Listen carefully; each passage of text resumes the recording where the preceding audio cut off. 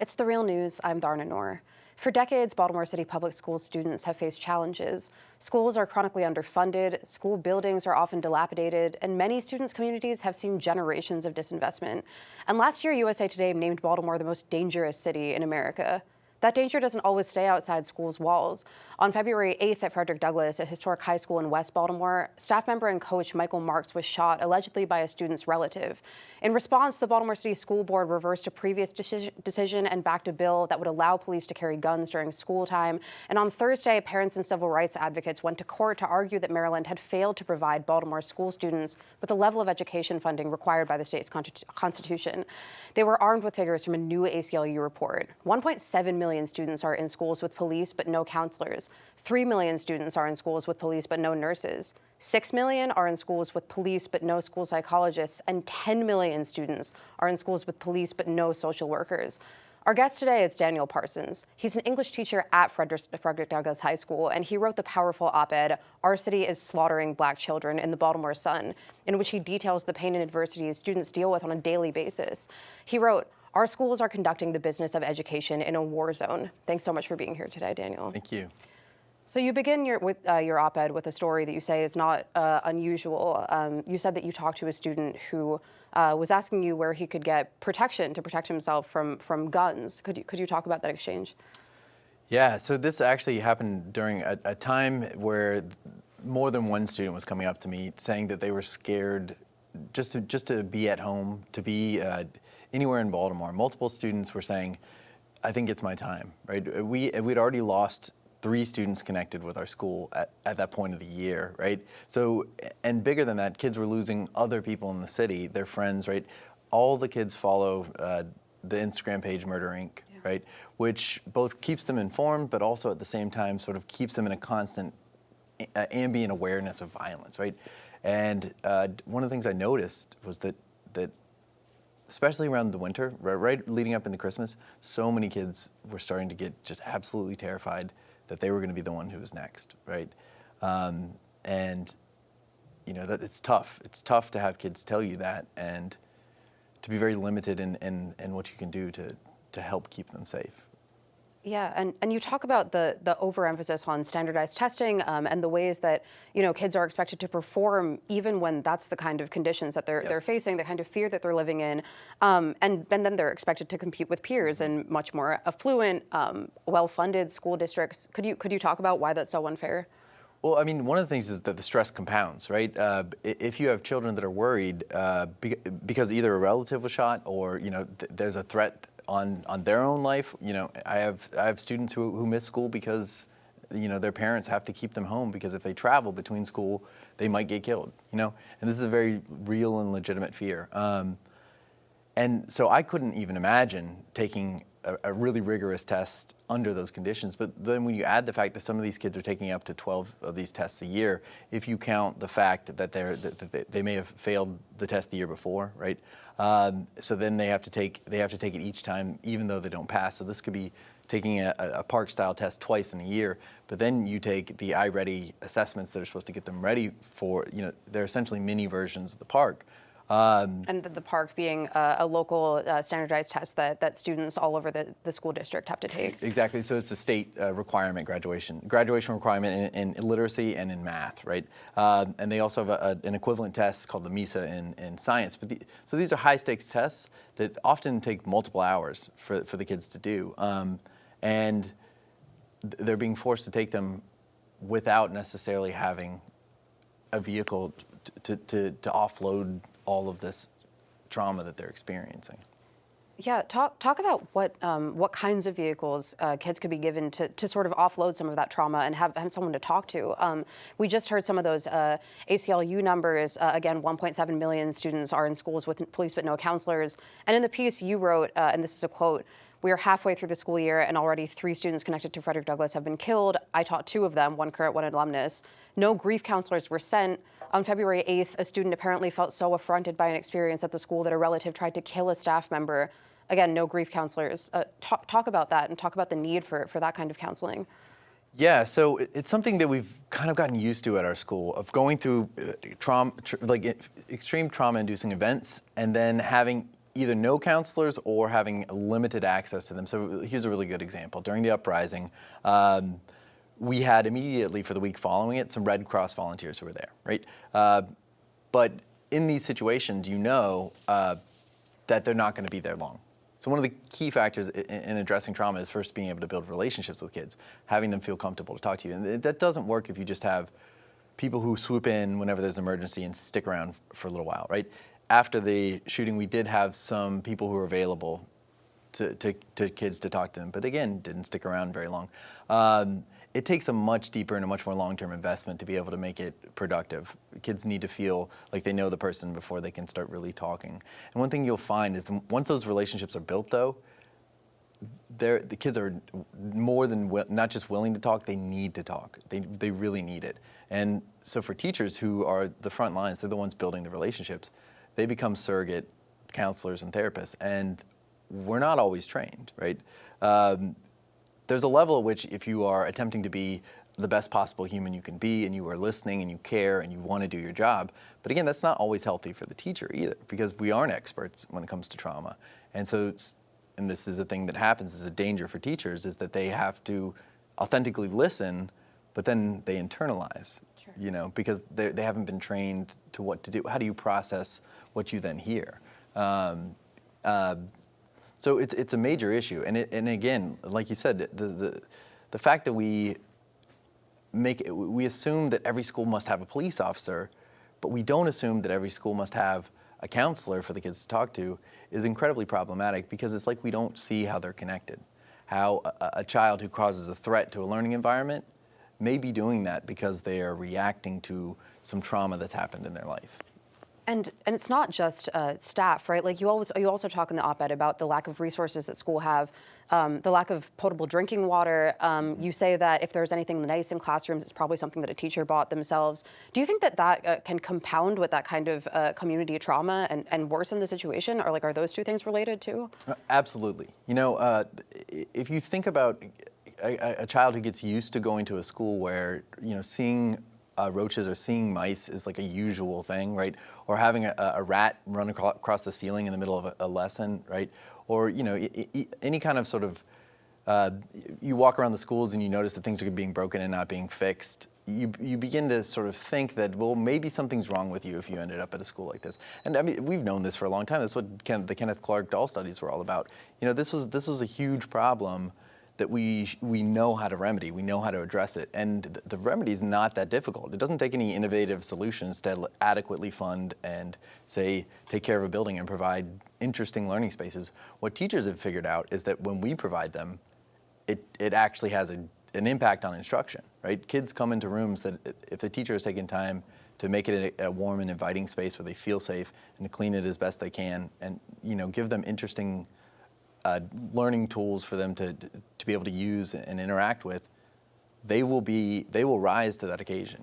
You'll have less issues of infractions. You'll have to call less resource officers or less hall monitors to intervene because kids respect the fact that you've taken that effort to give them a space they deserve. And I can also imagine if you lessen that load of stress on teachers would be better equipped to help students learn. My mom's a Baltimore City Public Schools teacher as well, and and to see her, spending her paychecks on buying tissues and building blocks for her students. I can imagine that lifting that load and better funding and resourcing these kinds of schools would help students as well. Yeah, absolutely. I mean, it's probably difficult to calculate the amount that teachers are subsidizing education in a place like Baltimore, right? And I know it's going on all over the country, but when we have severe deficits and cuts every year, the thing that we keep being told is that, well, your per pupil funding is some of the highest in the state, and it's problematic on several fronts. We know that the issues that we're dealing with can sometimes be more expensive. If you have a population that is close to 30% special ed, then you need additional resources. If you have kids in your school who have had behavioral infractions at every other school that they've been to, well, then you need some supports, right? And if you have kids that experience trauma or homelessness or they're in foster care. You need to that gets a little bit more expensive. But then on top of that, you have the teachers that are in the rooms that are buying the books, they're buying the pens and pencils, they're buying the paper, they're buying their decorations. Sometimes they're buying things like furniture to make the room look better, to make it seem more inviting. It gets expensive. But we also know what the kids deserve, and we're not willing to sacrifice that. And if the system isn't necessarily ponying up for what they ought to, somebody's got to do it. The problem is there's a lot of pressure on that somebody's got to do it, right? And the pressure lands squarely on the shoulders of the teacher.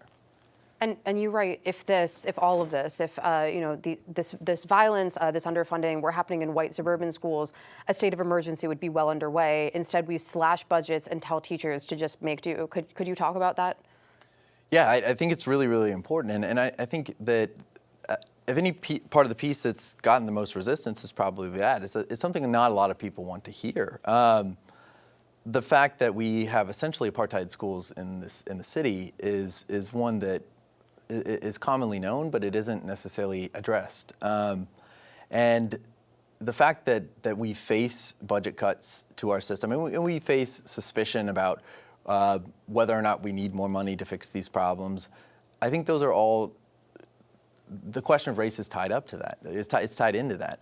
The notion that our kids are somehow the problem itself is an issue to me of race, right? We over-criminalize black children in the city. They're treated as a problem. In fact, there's a lot of people invested in the policing of black children, right? It's a pretty big business. Right? If you think about the way in which the industry in the city relies on essentially bullying kids or treating kids like they are the problem in the city in order to provide certain jobs. We could talk about policing. We could talk about anybody who works in behavioral health. All important, right? Schooling as well. All important functions in the city. But a lot of it seems to be centered around the notion that the teenagers are a real problem in the city. So we're not capitalizing on the tremendous amount of energy that our kids have to actually make a contribution to the city. Instead, we're treating them as an opposition, as a problem. They're constantly being referenced as a problem. None of them see themselves that way, right? And you learn this as a teacher. They all actually want to contribute. We aren't building systems that can tap into their energy. Instead, we're pushing them to the margins, and we're assuming that there is something functionally wrong with them. There's something wrong with what we're allowing to happen, especially in the spaces that we control, And could you talk more about what could be done to sort of foster, that drive to contribute and create that students have? I mean, you said, having grief counselors at school, of course, better resourcing in schools. But what other kinds of programs do you think could build that urge in students? Yes, so anything that gives a sense of empowerment and agency to kids, especially with the kids that I work with, which are teenagers, right? But I think you could start all the way early. You start a lot earlier. Our students are completely used to being punished in punitive ways, like by systems of power from a very early age, right? And that weighs on them. What I see when I've taught 9th all the way through 11th, what I see when kids come into my classroom is a sense that the wonder has often been beat out of them by the oppressive structures that we're building that are supposed to be educating kids. So ways to fix some of this is we need to actually give our students a way to actually shape their education, right? And begin to start thinking less in terms of assessment, right? But in terms of the actual learning that's going on, right? Because what we know, when we spend millions of dollars to get an iReady assessment, or we spend it to get a new park assessment, we already know ahead of time where the deficits exist. We're not talking to teachers. We're not going into the rooms and saying, okay, so what are your deficits? What are they? What do your kids need? And so we're pouring all this money into assessment, and then we know ahead of time, we've telegraphed the fact that we expect them to fail. And what that builds is, over years, kids who just have been told that they fail, like that all they do is fail. And they've lost the excitement. So there's all kinds of ways to change this. To me, the biggest, though, is giving kids a real reason to enter the school building. And that might be getting a bit innovative with it. It may mean creating structures where kids can, say, earn money towards college for showing up to school, even potentially earn a paycheck for showing up to school. If we have kids experiencing deep and serious poverty, that would make a difference. That could change the whole, and then suddenly the students are working with us and working towards the goal. They're not seen as opponents anymore. They're contributors. You end your op-ed by recounting lessons learned from the Baltimore Uprising in 2015 after Freddie Gray was killed in police custody. Mm-hmm. You taught at Douglass then too. Could you talk about what's changed since then and what lessons, if any, Baltimore has learned, Baltimore public schools have learned, teachers have taken away? Yeah, so that's a really good question. The problem when it comes to what's changed is I'm not sure things have gotten better. And so we've been through several principals. That year we had two. We had two principals that year. And every time we lose a principal, it's a year that we know that it's going to be difficult for the kids in terms of incidents that occur at the school. Usually something traumatic occurs in the first year of a new principal, just because it's hard. It's a difficult adjustment. But more than that, you would think that would have been enough to say, well, wait a minute, let's do a needs assessment. What do our kids really need? How can the chronic and systemic traumas that we know exist in the neighborhood, how can they affect the learning environments in our school? If you look at the neighborhoods that our schools service, they've got hardships index that is far beyond the city average, right? Which is already high. And we know that by any health measure, the neighborhoods that my students are coming from significantly outpace even the city. The violent homicide rates are usually double, right? The lead paint violation rate, I think, is 5 times in some of the neighborhoods, right? Or it's at least 3 times, and the rat complaints is 5 times, right? So our kids are coming from environments that create extreme stress, right? And we should have known that. We knew that then. We talked about it then, but we have done very little. In fact, in places like my school, we've seen staffing cuts pretty much every year. The mission hasn't gotten easier, but our ability to successfully address the mission has gotten weaker, I think. Wow. Yeah.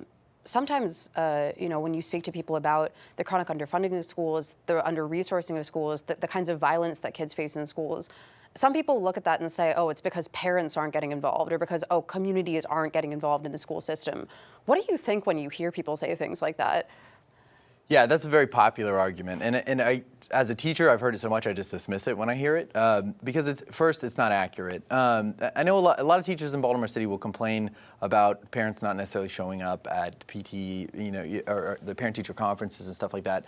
But it's an oversimplification, right? First off, if you're reaching out to parents, you're going to find that a lot of parents are really hungry to work with the schools. But at the same time, a lot of the parents of my kids have 2 jobs, right? They have to take multiple buses between those jobs. So like the students, they're under similarly stressed situations, right? And a lot of parents, again, they'll stay as involved as they possibly can. But if we're talking about poverty, we're talking about people who may not necessarily have the luxury of showing up whenever a student needs it or being at the school and advocating for the things that they know that they want, right? So again, the onus, though, to me, is on the school to build those structures, right? And that, again, understanding that we are working with a population that sometimes does experience a tremendous amount of economic stress, it may cost a little bit more. You may need to provide food when you have an event at the school. You may need to make sure that you incentivize it in ways that I think that matter. But to me, starting to understand that schools can, in fact, anchor communities, I think is important. We tend to isolate the two because we don't want to admit that what goes on in the community can impact the school, right? We want to think that the school is in its own hermetic bubble, and as long as you've got superstar teachers in there and an amazing administrator, you're just rocking and your data is going to look great. But in reality, the school is the community, right? The people that are in your school are the community. So blending the distinction between school and community might help. For example, if we had a health clinic in our school that was open to parents, guaranteed we would have a lot more parental involvement, because that would be one place they wouldn't have to stop in all of the, the busy things that they've got to accomplish. Yeah. It might be, I know the trauma is still fresh, and I mean, it's so soon to be talking about this. But you said that, there are lessons that Baltimore and that the school system could have learned from the Baltimore Uprising and from Freddie Gray's death in police custody that were not learned. If there's one thing that Douglass or that Baltimore City Public Schools could take away from the death of the gentleman last month, could you say what kinds of lessons that would be? Like, what should that propel the school system and schools to do? Right. Okay. So, to me, the biggest piece, and I think a lot of people would say that, well, more trauma counselors wouldn't have prevented this, right? Or the common argument that I've been hearing a lot is that only a person at the gun at the front would have stopped this from happening. The fact of the matter is, by the own admission of the officers who were there, we apparently had multiple armed officers for a meeting there. And again, they didn't necessarily stop a person from getting shot. And the way I understand the story is that the person, had to interact with the shooter. I was locked down in my classroom, so I don't know. So that would have happened with or without guns. So I don't think guns would have been the end-all, be-all solution to the problem. But if this was an incident that came from perceived slights, right? The ability to have interventionists, people who do mediation, to do violence reduction, to have a really strong and active trauma intervention team, it might have stopped this. Right? That might have stopped this, and it certainly would be able to give students a way to settle disputes before they could escalate to this. But I mean, I don't think that there's one easy solution. It's going to be some really difficult work to consider. But a lot of our students feel deeply that the society that they inhabit disrespects them so much that simple slights, anything that is a challenge to their sense of pride, which can often be damaged by the systems that we create, needs to be addressed, right? So providing alternatives for dealing with that is something that is the responsibility of the school. That is what education is all about, right? Teaching kids to be able to distinguish between what is an important thing and what is not an important thing to fight about, right? Again, that to me is as important as teaching an English standard, right? And I love English, right? I have a master's degree in English, and I want to teach the English standards as much as I possibly can. But we're shirking our responsibilities if we aren't addressing that first. Yeah. All right. Daniel Parsons, an English teacher at Frederick Douglass High School. He just wrote the powerful op-ed, "Our City is Slaughtering Black Children." Thank you so much for being here in the studio today. Yeah, thank you for having me. And thank you for joining us on the Real News Network.